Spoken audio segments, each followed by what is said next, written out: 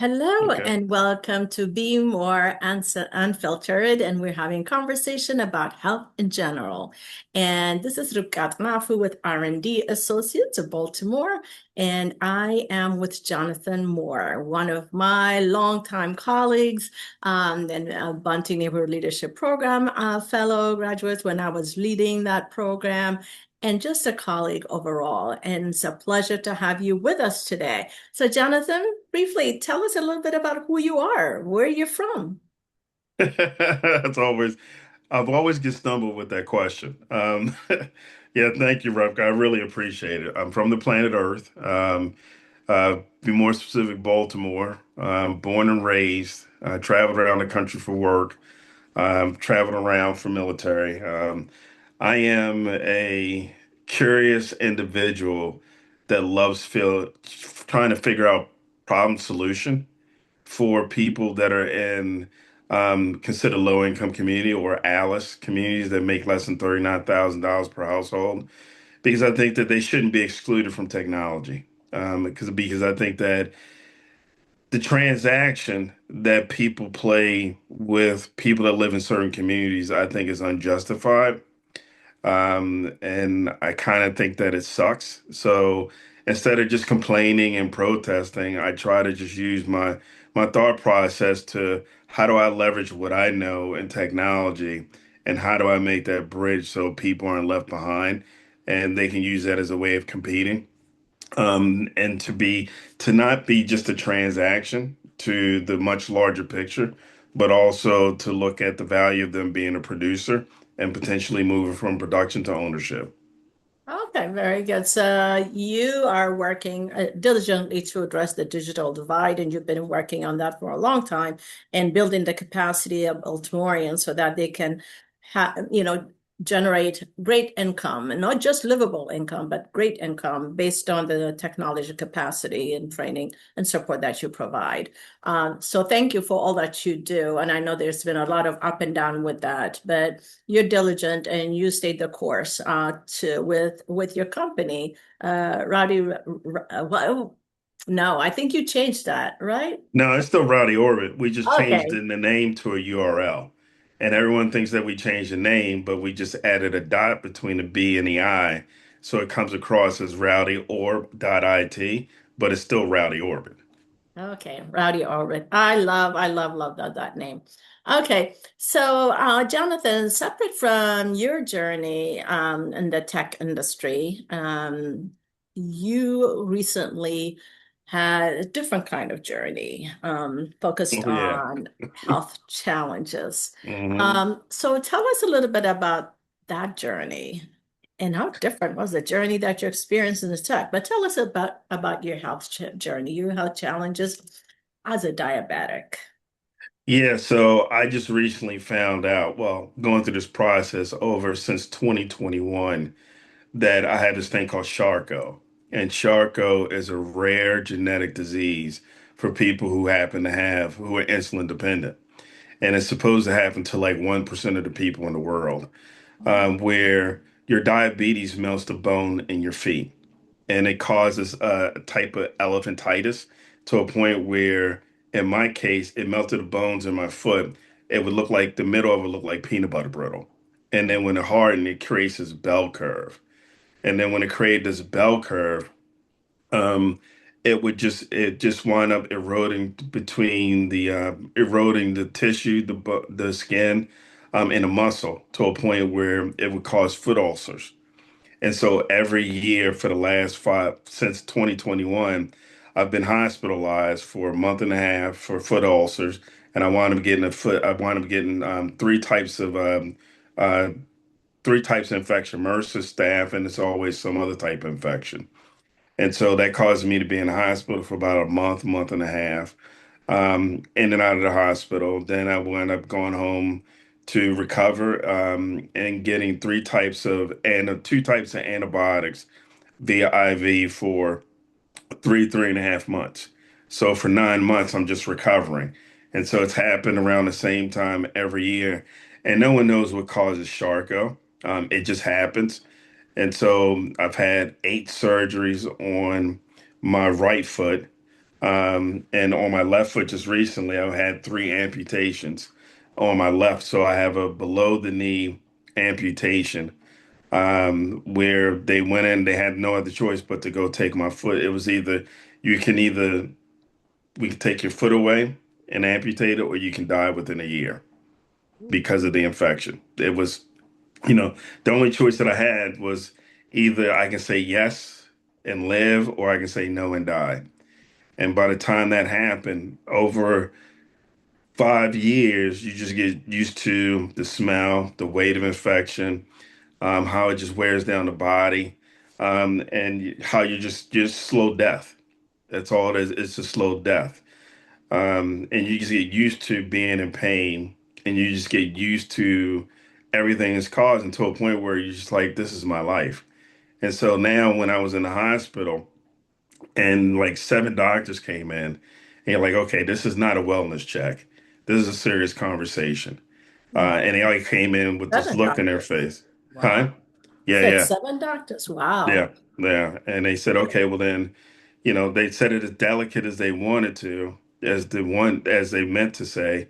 They said basically we can't salvage your foot, so here are the choices. And so before they left the room, I said, okay, let's remove it. I don't know why I said to remove it, because I was at a point where I was just ready just to die, because I was just tired. I was tired of living. I was tired of being in the hospital. I was tired of advocating. I was losing, like, people who weren't showing up for me. I was just tired, exhausted. And I was just like, I just wanted to just like to not be in pain anymore. Mm. Physically, mentally, emotionally, spiritually, I was just empty. But for some reason, I said, yeah, let's go ahead and take it. And I don't know where it came from, because I was convinced that I just wanted to die. Mm. Mm. In my conversation with you, I mean, that's a powerful struggle and challenge that you went through. In my conversation with you, you said that you compare your journey to opera. And tell us a little bit about that. How is that comparison? Yeah, it's part of that whole, I have to tell myself I have to have a purpose for something. And I always have to compare something that's going on to something that I can relate to. And so, a little bit I know about opera, like opera's a beautiful tragedy, Yeah. and so this is what this became. It became a beautiful tragedy. Mm. And when I was in the hospital, I had to, I woke up one night in the middle of the night, and it hit me. It was like, well, God took something away in order to give me a gift. And this gift is something that I'm going to unravel over time before I see what's inside. So it behooves me to take care of myself, be better, manage my diabetes to get control of it, so I can see what this gift is in the end. I don't know when, I don't know how, but it's going to happen. And so I started to look at opera like opera is just is off the hook crazy. And it, it's a beautiful process, but it's tragic in the end. And it doesn't make any sense. Thinking of Phantom of the Opera right now. Yeah, yeah. So I'm like, my life is like, it's this thing is like an opera. It's a beautiful thing, but I had to go through some tragedy to find the beauty in life, Mm. and also find a beauty in purpose, and to find beauty of, now that I'm in my 50s, how does life look like? But I'm doing it because I want to see what this gift is in the end. Mm. Does it make sense? Yeah, that is so beautiful. That is so powerful. So you found strength, you found purpose for living, and the decision to have your foot amputated so you can go on with life, transforming from giving up and just ready to die to this beautiful revelation of I want to live and I have a story to tell and Yeah, a powerful story. yeah, I want to see what this gift is in this box. It's like your whole life, you go to Christmas, you get a gift, and it's like you want to hurry up and unravel it. Mhm. Every Christmas, I mean, every birthday, every special occasion, there's a reward Yeah. that you see in this box. And it's like, well, this journey is I'm learning so much about me and I'm learning so much about patience. I'm learning so much about life. And I'm starting to develop this new language and it's leading me someplace. And so I want to see I'm going someplace, but what's in this box? So as I'm going through this revelation, this new me, I'm unraveling the gift. I'm taking the wrap off. Hmm. And so it's coming in stages.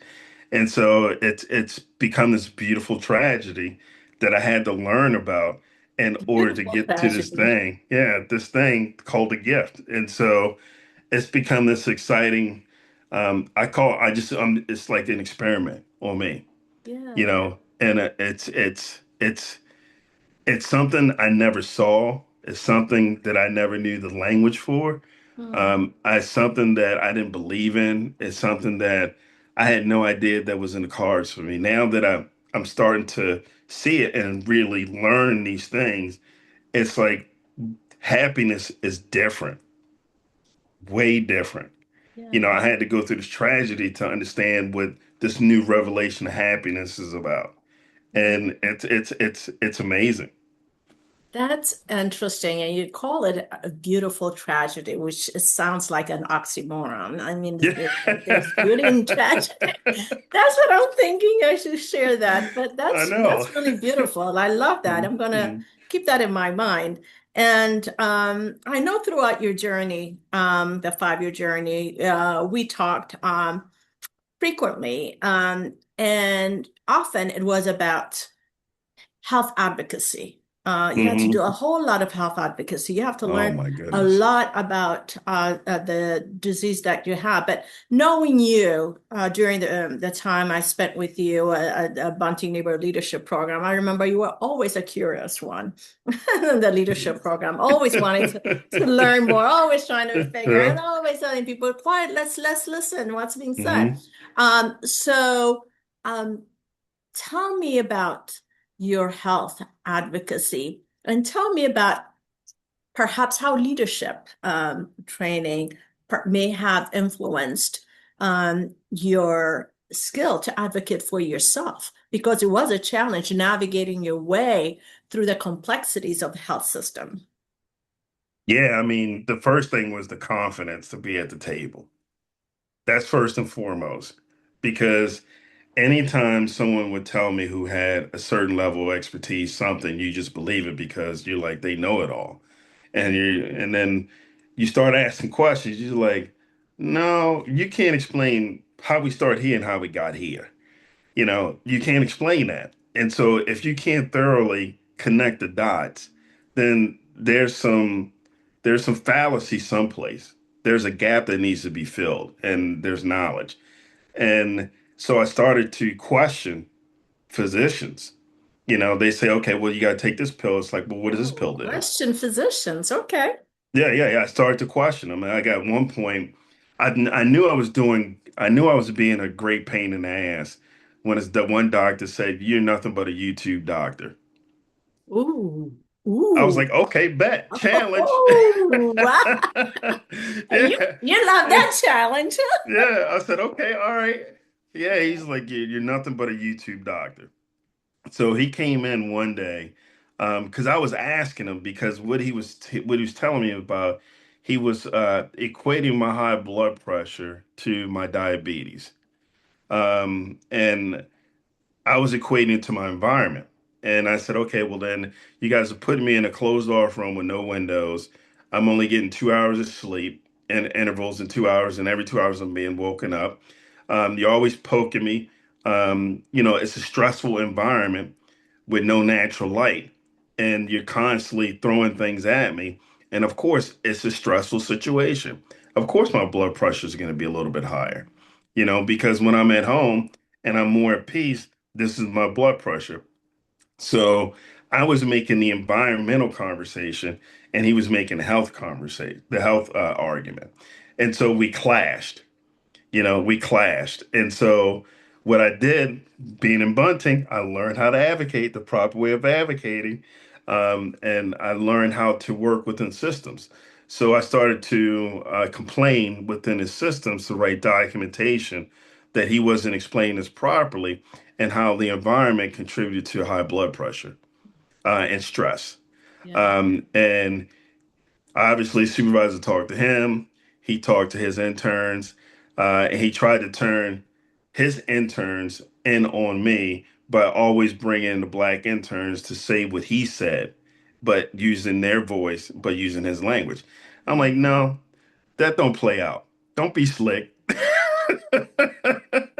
I'm like, I'm like, no, no, no, no, no, no, no. I don't know where you from, but where I'm from, that's you. No, that ain't happening. And so when he started calling me YouTube doctor, I was like, all right, well, I got nothing but time. So I'm gonna challenge you because you're not explaining things to me. And so then I started to learn about numbers, your numbers. And to me, that became, I started thinking about, well, it's nothing more than data. So if I can use the data to determine what the baseline is for me before they start pushing medications and want me to do this and that, let's talk about the data and let's establish a baseline for the data. And so once I start to look at it as data and numbers, and then I would tell them, okay, well then, no, I'm not taking that because it's only a tenth of a point from the number where I'm considered normal, by your standards. And I started questioning their research. I'm like, okay, well then, when you start to look at your research and you're doing your research, who was your subject matter expert? Explain the demographic of your subject matter experts based on your research, because they will always do this research around, well, everyone does this. Everyone. I'm like, y'all didn't survey everyone, and everyone wasn't in your research. I'm like, I bet you it was the majority white people of a certain demographic and social economic. So when I start talking this way, they're like, okay, he's a problem. Mm. So I learned through bunting to question the ambiguity because that the ambiguous aspect, there are gaps that they want to put me underneath an umbrella to push medication. And I'm just like, no, we're not doing that. So, good argument. Because you're not just taking it in, you're learning, you're digging up data, you're digging up information, you're asking questions. You're not accepting just what's directed at you. Now, Um, and then where was the compromise? Where did you reach a compromise with your doctor in terms of how to move forward? What was that aha moment? Where was the connection then that finally happened, the click that we're going to move forward with this? And just going back to what you said about the environment, how it's impacting your blood pressure. So were there any changes, accommodations made to make you a bit feel a bit more or comfortable, or even the awareness that the environment is the cause of your high blood pressure? So if you can address those two questions, that'd be great. so where we found it is, I would look at doctors, how they entered the room, and how they spoke to me. Um, if they entered the room arrogant, which you can tell, it's kind of like, okay, well then it's either going to be their way or no way at all. Now, if they were kind of just relaxed, and they approached me and they talked to me, they called me by my name rather than treating me like a patient.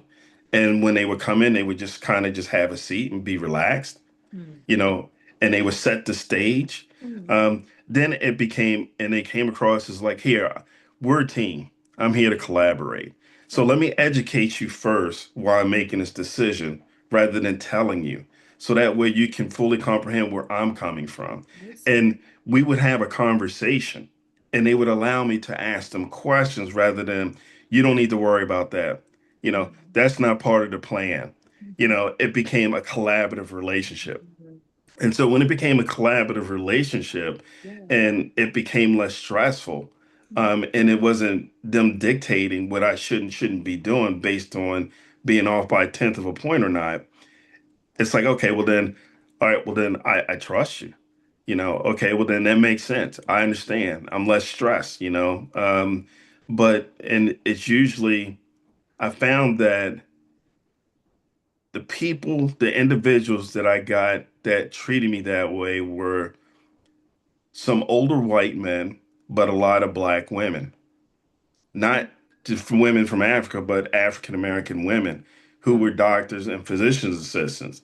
They would just come in, and it was more of like, listen, this is sisterly love. Listen, I'm gonna tell you just like it is. You know, I'm like, okay, I'm cool with that. You speaking my language. Listen, Mr. Moore. They come and listen, Mr. Moore. You're like, all right, I bet they being straight up. Yes, yes, yes, yes.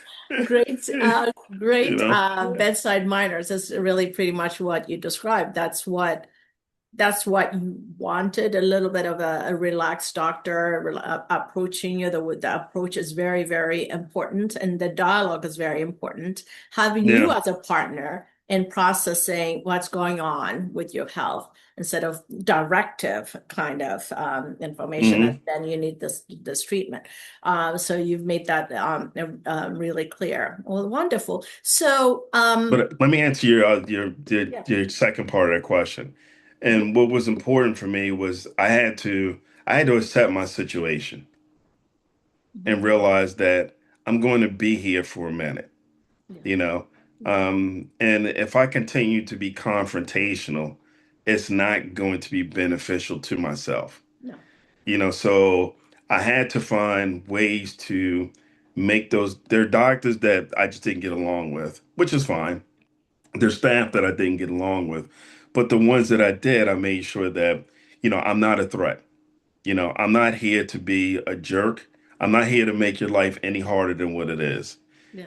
As long as you explain to me what you're doing, allow me to ask questions, so that way I become familiar with the situation is best for me. Like I told one nurse, I said, listen, I don't do what you do every day. So being in this environment is new to me. So if you kind of explain what you want me to do and allow me to ask questions, I feel more at ease and I'm going to listen to you. But if you just come in and start slamming me down and pushing me this way, pushing me that way, and it's causing me pain, then it's going to be a different type of environment that you don't want to be in. So I'm not here to be your problem. I'm not here to make your job any harder than what it is, but we need to just build a relationship with one another. Relationship for a win-win solution. Okay, that's great. So when you went through the Bunting Leadership Program, did you ever think that you would be applying the lessons learned to your personal life? Nope. But you ended up being immersed in it, right? And you're applying it very effectively, apparently. Yep. Um, so Yep. I laugh about that all the time. It's like, because I'm like, I remember a number of times I run into the Bishop Miles Hickory stick.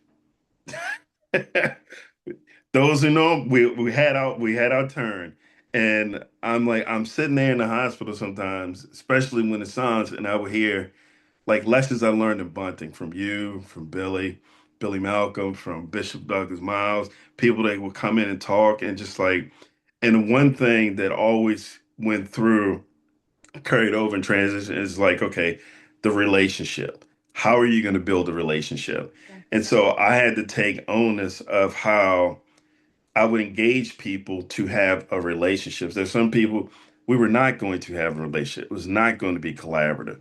But some people, it's like, okay, well then when I would talk to them and greet them in a certain way when they entered into the room and I was relaxed, they were relaxed, you know. And there are a lot of people that enjoyed that. I would ask specific questions and keep asking questions to the point where it's just like, well, how do you spell that? Is that with an F or PH?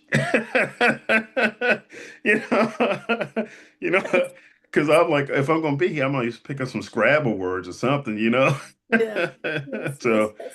yeah, so I learned that from Bunting. Relationship is a theme that we wove throughout Bunting Never Leadership Program, but Oh yeah, any program related to leadership at the community level, you really cannot do any work with human relationship unless you build a relationship. And then from that point on, you build on, the skills and the knowledge. But that relationship is so pivotal, so important. So Yes. why, I want to ask you a little bit more about your mind and your emotional state. I mean, throughout our conversation, throughout the 5 years, just like you did today, you were laughing, you were joking, and I would tell David, is like, I just got off the phone with Jonathan, and he's just like very inspirational the way he talks about his Mm. difficult journey. Wow, thank you. So, was the joy of laughter an illusion that to mask the pain? Was it a survival mechanism? Or is that who you really are, Jonathan? Well, it comes in multiple phases because I learned how to laugh from my cousin Burley Beckett. He was the one that it used to be four of us. They were all cousins. My old cousin Stevie, my cousin Cena, my cousin Burley. We all kind of grew up together, Mhm, and we would always get in trouble. mhm, And my Uncle John was a big old country man with a gold tooth and big old hands. And when he would watch us, we get in trouble, he make us put our nose in the corner together, and Burley would start laughing. The next thing you know, we all start laughing. Next thing you know, we're all lined up getting a spanking. And so I learned how to laugh through whatever we were going on through my cousin Burley because he just had one of those laughters. And so I'd say before 2018, it was a way of masking a lot of the pain that I didn't know existed. mm, Once because it was I didn't know how to I knew I was entered into an abusive relationship with myself. mm. And the way to mask that abuse that I was putting on myself was to laugh. And so it Why did was, you call it abusive relationship with yourself? What was it? What were you doing to yourself that you thought was abusive? well, it was anything negative I accepted. Anything positive I became numb and shut Mm, down. okay. And so over the years, Mm, being a selfish individual and mm, self-sabotaging a mm, lot of great things that come your way, you pick up these traits, and you pick up a lot of negative traits, and always becomes someone else, but it's never you. And then when I was hospitalized for severe depression, attempted suicide in 2018, that's when I started to look at laughter a little bit differently. And that's when I stopped going by everybody call me John, every other name, and I'm telling people my name is Jonathan. Because I actually started to like me because it was I learned the language and I learned that hurt people do hurt people. mm, And there were a lot of things that I just didn't accept. It didn't mean I was a bad mm, person. And so I learned that. And that was the first time someone told me that I'm a good person mm, rather than you're this, you're that, you're being nothing, you can be homeless and all that other stuff. mm, So once you get beat down over years and you hear that, mm, and you hear from family members that, you're a loser, mm, you start to believe those things. mm, And so I had to go to the hospital to unlearn things that I grew up with learning. And I thought that was me. And so before, the laughter was just nothing more to hide all that trauma and all that pain and all that dislike, and all that self-sabotaging. Because I wanted people to say, okay, well then he's good. He's always laughing, he's always funny and everything else. And then once I went through while I was going through bunting, I learned how to laugh differently. And I learned how to love me, and I learned how to looking because at one point before 2018 it wasn't uncommon for me to cover up anything that was reflective in my household or to get rid of it because I didn't like the images that I would see of myself. But after 2018 I learned how to undo those things and I learned how to look in the mirror and see a different me. And with this amputation, I had got another chance to evolve into something. And it's now the laughter is peace and it's different and it feels different, you know, and it comes from a deeper, it comes from deeper inside me and it feels more spiritual when I laugh, you know, and I don't always laugh about everything anymore. Not everything is funny, you know, but when I do laugh, it feels good. You know, it feels like it's almost like waiting to exhale or something like that. You Yeah. know, it feels great. And so, you know, like I said, it's a beautiful tragedy Mm-hmm. that I've learned 2018, I became a different person. I had no idea who I could become. And I Mm-hmm. had to lose a leg to become this person that Yeah. understands peace and happiness and what that means for me. And it's evolved twice in my lifetime. So that's during your BNLP period, there was an emotionally challenging time Hmm. that um, you overcome, and then when this happened, I was talking to my husband. I was like, oh, I hope this is not gonna trigger the challenging experience that you overcome when you were during the BNLP time. Hmm. But look at you now. No, it just actually strengthened you, this experience. So would you say now that you are content with life, or are you happy with life? How would you describe that? Because this session is focusing on positivity, these series of health conversation that I'm having with folks. So are you content? Are you happy? No, no, I wouldn't say I'm happy. I'm discovering, I'm relearning what happiness means at this What new does it state mean? in life.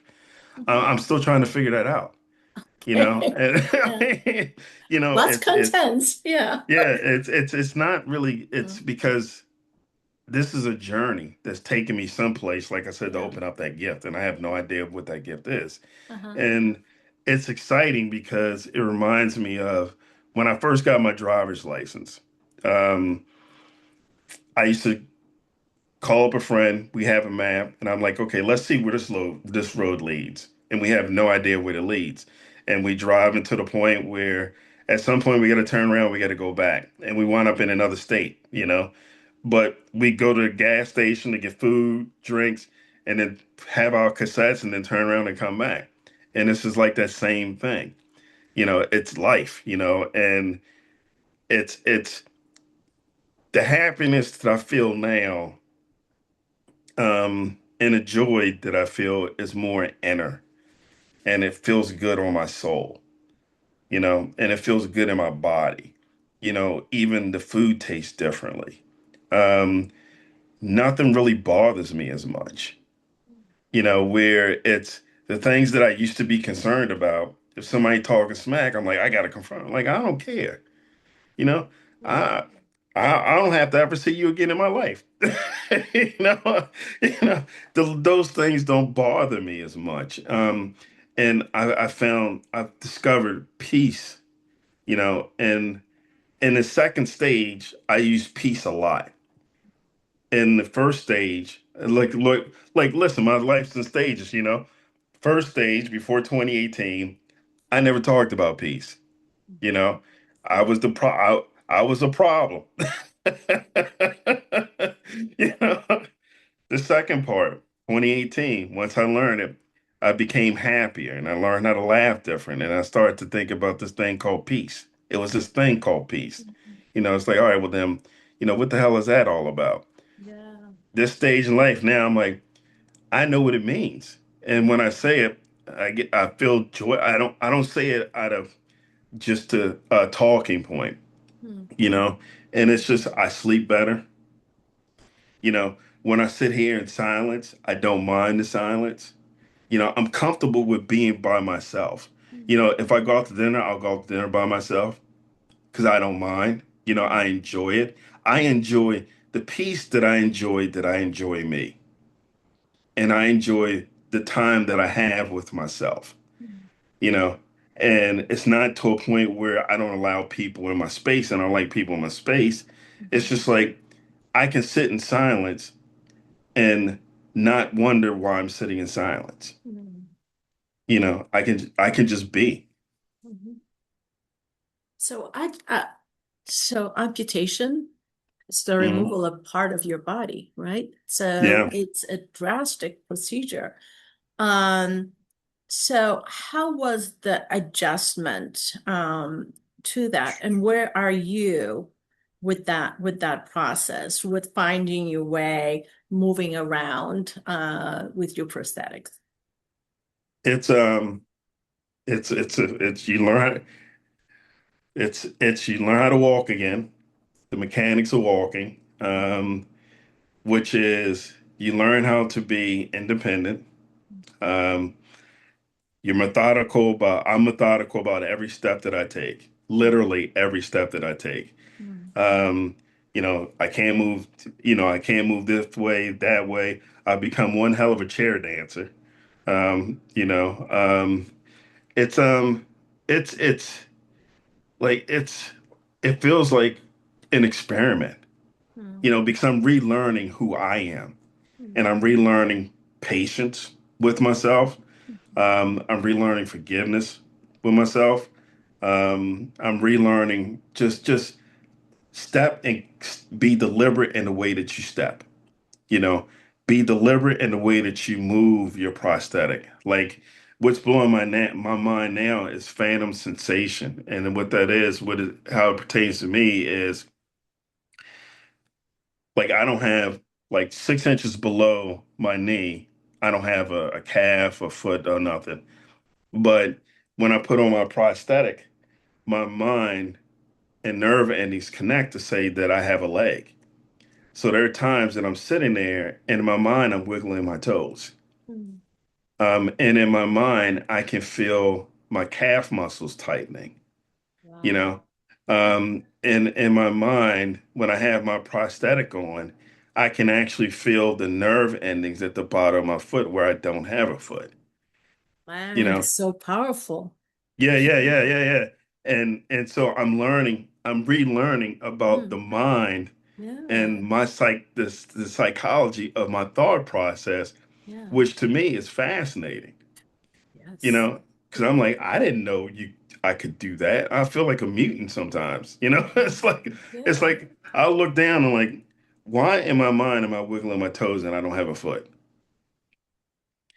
And no one can properly explain it. The only way they can say it's psychological, because once you put on a prosthetic, your mind connects to, well, you got a full leg now, and so let's just go back to what we were doing, And so I'm always asking now, just because I have diabetes and we start here, how do we get to here? You know, and what is that? Like, how do you connect the dots that makes sense? Because that don't make sense. Because when I put it on the first time, and I'm with the at the clinic, and I'm looking at him, and I'm just like, I can feel that. I can feel that. I don't understand why I don't have a foot, And I had to take it off a couple times because I was like, am I awake? Did I do drugs? Mm, This doesn't make sense. And so I'm learning about just the mind and yeah. just the joy of just and the happiness that, okay, well, in this situation, be patient with yourself, practice when you can. Um, and yeah, you will get there. Not if, you will get there. But don't be on a schedule and don't rush it. So on this chat of beautiful tragedy, using the word beautiful tragedy, That's you've gonna be the taken title, huh? us, yeah, I love it. I'm going to keep using that. You have taken us through mind, body, soul, and spirit transformation. Mm, So, on this series that I have, podcast or whatever you call it, um, around people and happiness and contentment. What would be your closing message from Jonathan about happiness or finding joy? That's a good question. Because mine was I had to go through pain in order to find it, and I really had to lose something, physically lose something, to get there. And it goes back to a point where I guess I'm of the school where a hard head makes a soft tail. Mhm. you Yeah, know, yeah. and so for me, I had to learn a little bit differently. Mhm. And I think that what worked for me is just I have to accept my reality, you Yeah. know, um, and I have to start to live in my reality, Mhm. just because my best day isn't the bad day isn't my best day, and it'll never be my best day. But there's something greater that's coming that I can look forward to that's going to create a moment and a memory and something, an evolution inside me, awaken something inside me that will supersede any bad day I'm going to have. So not only is it the belief in me, but it's the belief in the system or the belief in the practice or the belief in um, the process that I set forth to I will be a better person than I was yesterday, Mhm. you know? Um, and so that's what just, I think that one, first, people have to start believing in themselves, regardless of the noise and the distractions. And you've got to start finding ways to how do you put yourself first, you know? And you gotta do the work. And sometimes work is you have to go to the therapist. You have to accept accountability first. And you have to put yourself in a mindset in an environment that you can learn from people who are smarter than you are, who've been there and done that, that can guide you and especially give you the language that makes sense. Wow, so beautiful, Jonathan. And I think my journey with you is about 10 years, Yeah, whether yeah, you yeah, know. yeah, yeah, yeah, yeah. I And wouldn't all this here. right here, you're so Yeah, mine, right? yeah. And it's been a beautiful journey always. And so 10 years during the leadership program, and then this past 5 years, really with your, the changes that your body is going through. And so we've gone through changes. And I think, what, so many lessons that I got from you. But I think part of it is having the patience through drastic Hmm. change that's happening, because people can give up and then deteriorate Yep. or take peaceful time to process things and find the strength to move on and even find joy. And you'll find happiness, and we'll come back and you will define what happiness means because I know you're going to find it. So this has been a beautiful journey to kick off my series on on happiness, Jonathan, and I'm glad you were the first one I have on this ongoing conversation. And I thank you, and I look forward to seeing you next Friday. And it's been a pleasure knowing you for a decade, and I look forward to the next few decades more. Thank you, Thank you so Jonathan. much, Rob. I appreciate it. I needed My this pleasure. conversation. Have a wonderful day. Okay, you do the same. Tell David I send my love. I will do that. Thank Okay. you, everyone. And I hope you're encouraged by this conversation and got some really important messages, just like I did. And please send me a message and tell me what you thought about Jonathan's conversation with Jonathan. Thank you.